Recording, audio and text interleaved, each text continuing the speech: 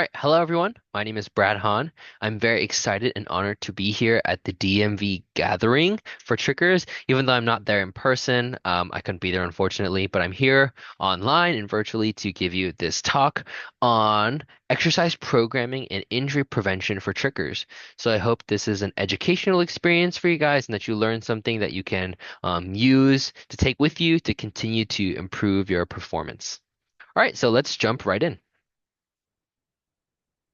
So today what we're going to be doing is we're going to be defining some terms, and then we're going to go into an analysis of tricking as a sport, and then we'll talk about the importance of power, program design, and then the actual injury prevention parts, and then we'll do an overview, and then my colleagues will then take over to do a hands-on lab activity. So I hope you guys are excited. So let's start with the question, do trickers belong in the weight room? So let's do a show of hands. How many of you guys go into the weight room on a regular basis and resistance train? So I'm hoping that there are at least a couple of you guys out there that are going into the weight room and lifting those weights, right? And then the purpose of this talk is to talk about how you can use the weight room to help complement your training and to improve performance, right? By focusing on things like power and rate of force development and all these other things that we'll talk about.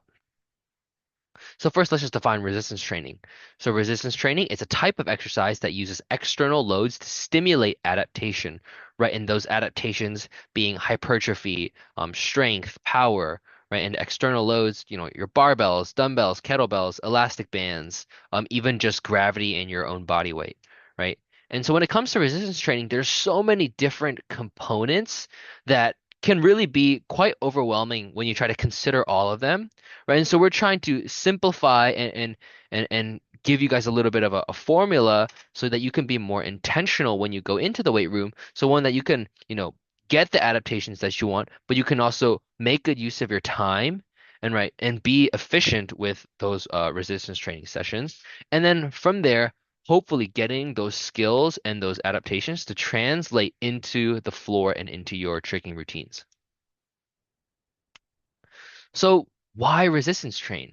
If I'm, a tricker and I'm going to practice twice a week, um, why should I also resistance train on top of that?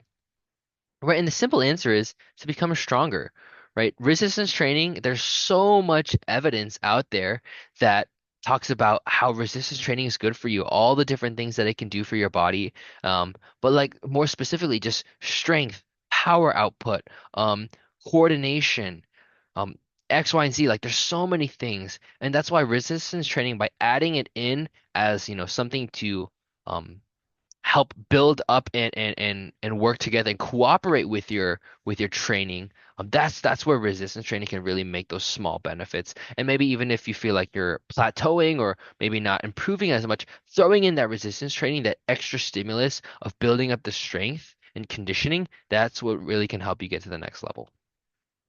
Right, so now let's do a little analysis of tricking as a sport. So there's a movement component and a physiology component that we'll talk about.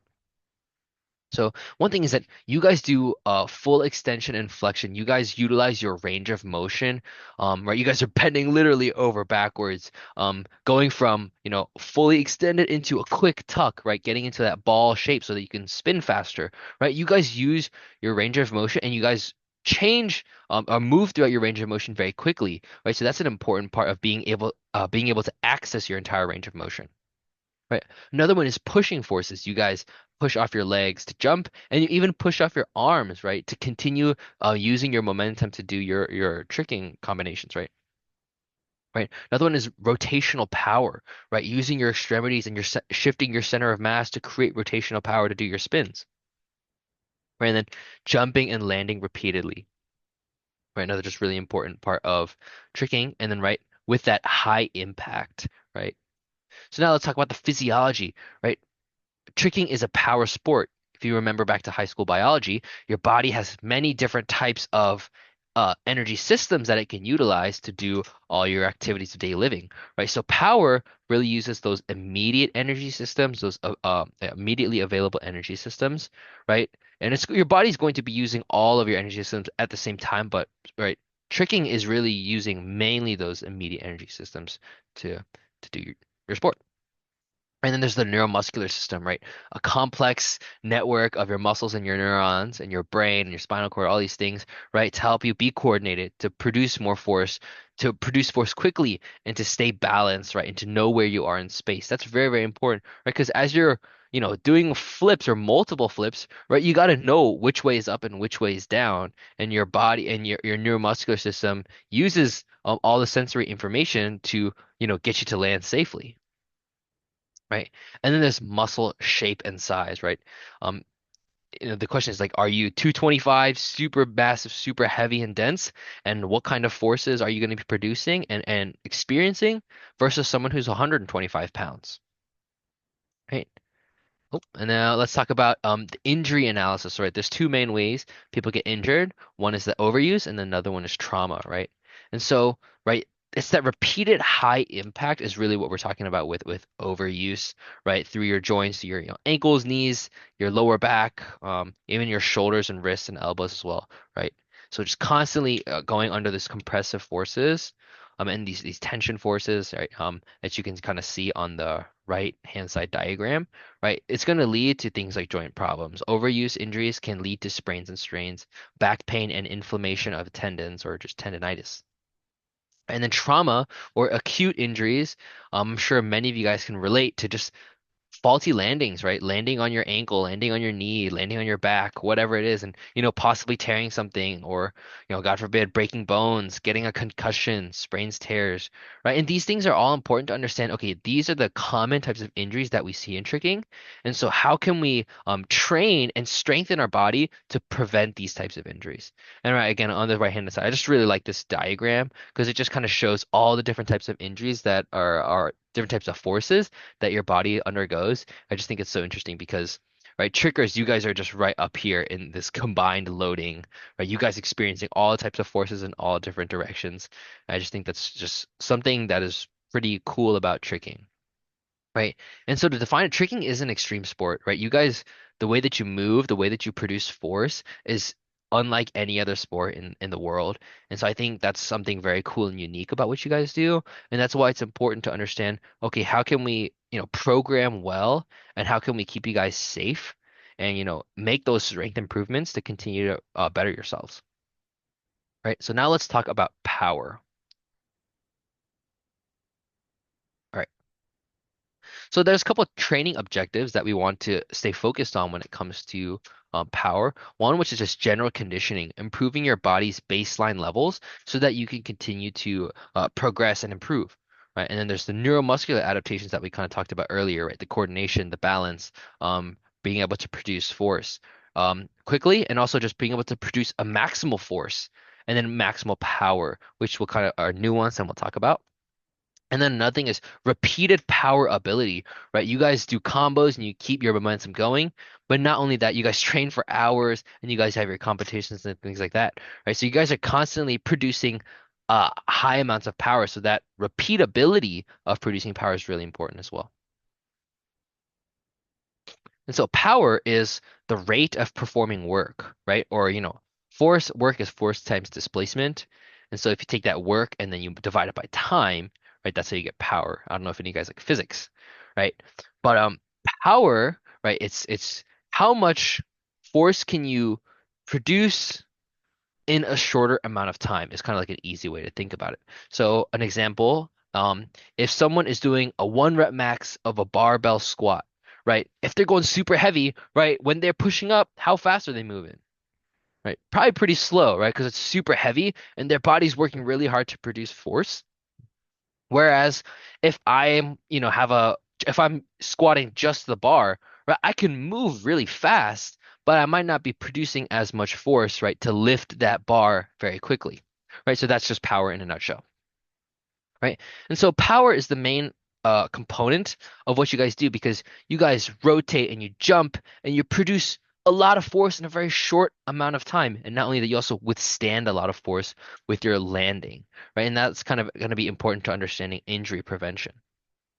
So power training, what it improves is it improves the rate of force development, the synchronization of movement patterns, and something called the stretch shortening cycle, which is, analogous with uh, plyometrics and jump training. So if you look at the this graph on the right side, right, we see heavy resistance training, explosive ballistic and ballistic training versus an untrained person. And right, if you see this medium dotted line here, you see that they are able to produce more force in a shorter amount of time. So they have a steeper curve here, and then they kind of taper out. Whereas someone who's doing heavy resistance training, they produce a lot more force and even more force, but their slope isn't as steep, meaning they take more time to actually get to their peak force, right? So the peak force for this explosive kind of tapers off. Um, but right, the heavy resistance training is still continuing to go up over time. Right. And so I think this just kind of demonstrates how see this in this box of rate of force development, power is really all about how quick, how much, what's the maximal amount of force you can produce in the shortest amount of time. So the more that you're able to do that, you're able to jump higher, spin faster, things like that that are really important for tricking athletes.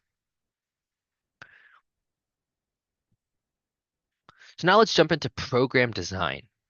So if you look at this chart here, this is just another way of understanding the relationship between force and velocity. So right, at a max velocity, you're not really producing as much force, whereas here at the top, right, you're producing a lot of force, but you're not going to be moving as quickly, right? And so what this is going to look like in the weight room is you loading the bar relatively heavy or to a moderate um, load, but being having low reps but high forces. So if you look at the load and repetition assignment on the left-hand side, right, we see our goal repetitions, which are relatively low, 1 to 2 reps or 3 to 5, depending on the type of lift that you're doing. But if you look at the loads, they're actually pretty high, right? 80, they're ranging from 75 all the way up to 90% of your 1 rep max, which is different from strength, as you can see, which is above 85, right? So power, right? It's about loading heavy, but moving this heavy weight as quickly as you can. And that's what really separates power training versus hypertrophy versus strength, right? So it's the intention of the movement, moving the weight quickly and having good form as you're doing those lifts, right? And again, you can see this is a little bit of a difference between a single effort versus a multiple effort, or just meaning, 1 to 2 reps versus 3 to 5 reps.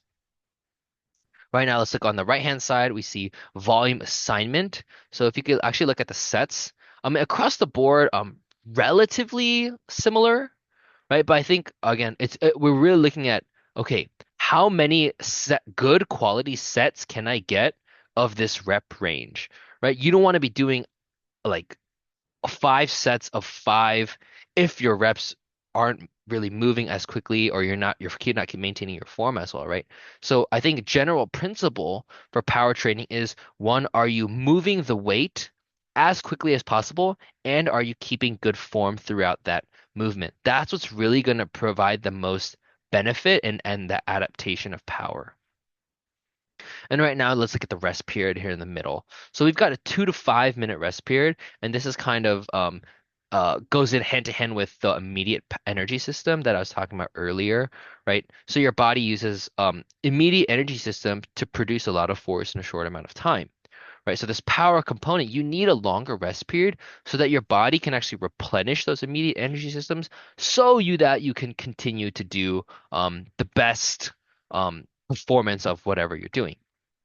Right. So if you think about it, if you lift something super heavy and then you only rest for 30 seconds, it's gonna be harder to do that same amount of weight. Right. And the same thing goes for tricking, right? You guys need a little bit more rest time to kind of let the energy replenish before you go for the next, max effort of whatever you're doing. And I think that's something that is really important to key into. It's effort and intention, really making sure that you are giving your best energy and producing the most power every time you jump, right? If you train lazily and if you just jump and kind of spin, right, and not really thinking about what you're doing, right, you're really just wasting those reps and you're not really getting the best practice, right? And so it's all about quality reps, making sure you're getting the most out of every single rep. And that's also going to help you be more efficient with your time in the gym, right? No one wants to work out for 2 hours just to do some mediocre reps, right? And so if we look at the next slide, right, this is talking about exercise order and selection. So when you're going into the weight room, right, you want to go in with a plan, right? So again, you're not wasting your time and you're getting the most out of your exercises. So I'll typically start with my big power or strength multi-joint, multi-plane exercises first so that I can give those exercises the most effort and that I'm able to really put my focus in on those big primary lifts. And then I'll move on to more of the accessory exercises, maybe movement specific, joint specific, one muscle, one joint exercises. And then I'll move on to I'll personally I like to finish off my exercises with some core stability strength training, right? And then so really thinking about, okay, what kind of exercise do I want to do? I think what's really going to be most beneficial is doing multi-joint, full body exercises, right? That are going to be the most functional, that are going to represent, be more accurate of what kind of movements you're actually going to be doing, versus like going in and doing bicep curls. Bicep curls, nothing wrong with that exercise. Good for you, strengthen your biceps. But for a tricker, is that really benefiting you and helping you improve your performance? Probably not, right? So it's not, maybe not the best if use of your time. Nothing wrong with doing them, but maybe save it for another time or a different season of sport, right? And I think another big thing to consider is unilateral versus bilateral. Am I using one leg or both legs, one arm or both arms, right? And like doing both is good. Nothing wrong with there's no right or wrong answer, right? You should only do unilateral, you should only do bilateral. I think doing both is good because you guys jump off sometimes both legs, sometimes you jump off with one leg, right? And it's just a way to, give some variety and also maybe be a little bit more movement specific. So having a healthy mix of both. So kind of like an example of a bilateral movement would be like our dumbbell max jump, right? Jumping off both legs evenly versus maybe doing like a single leg jump would be a unilateral exercise. And again, just kind of highlighting this quality over volume, right? It's really important that, right, it's about getting quality reps, max effort, right? Loading the bar up relatively heavy and then moving those weights as quickly as you can, right? Whether it's just, something like the reverse lunge or producing as much force to get a max jump, jumping as high as you can under load, right? Those are great ways to incorporate power into your exercise sessions. And again, simplicity over complexity, right? Keeping it simple. Resistance training doesn't have to be that complicated. I think people kind of get overwhelmed with what they see on social media about, adding this weight and this distraction force and using this band to do this and, whatever it may be. Resistance training doesn't have to be like that. The simple exercises, those simple lifts have been used for years and years and years because they are good at what they do. Those exercises have been used and it shows that they get results, right? So don't need to do anything crazy. Keep it simple. But again, it's about even if the movement is simple, are you working hard? Are you pushing yourself? Are you getting quality reps, right? And now let's talk about, okay, how many times per week, right? Some of you guys have full-time jobs, students, right? You also have to think about, okay, your training sessions throughout the week or the month, right?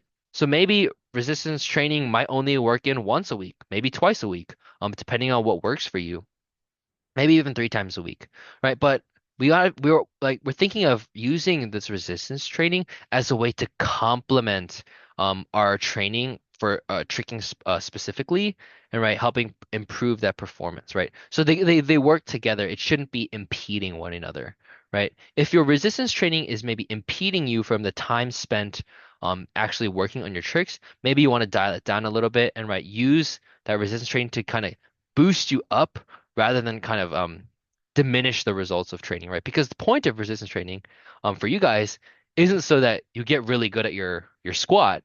It's so that using the squat and the adaptations from the squat exercise to letting it translate into jumping higher, rotating faster, landing safely, whatever it is. Right. And so here is an article by Miriam et al.